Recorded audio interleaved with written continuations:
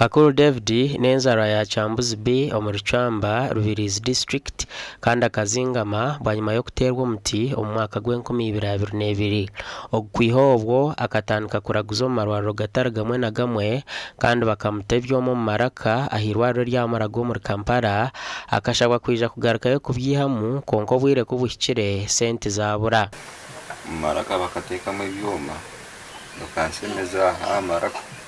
ngire ko zumuzire bakatekamo ebyoma tunaza kuyindura oti amaraka nimpora byansasa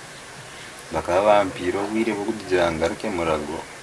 sente zabura zo kugarukayo ati kimtu washabiro buyambi kaba niyo mukazi ndamanya kuyiza family yanje njibisizeho konko mwana hajerira hansi batumwe tinchine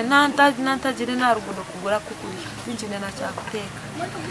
nimundeba ate insigire nejo naye kuntera aba nabashaba abanyambabazi okubahwera okoraba mu mbereje samani kingusaba abanyambabazi abakunde begisha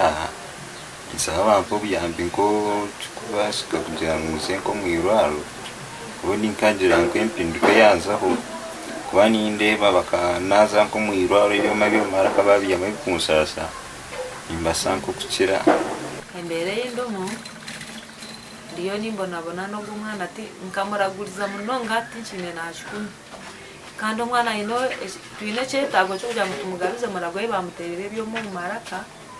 chonke bintu bigurize byaho no ko kurya tinkine nantagira rugudo tinkurya owakobaine kona karoho karabuza ha namba 0756 ninga 0756 zona ziriyo mazina ga Atire Lois gasha kwa Onesmus Ndianabo.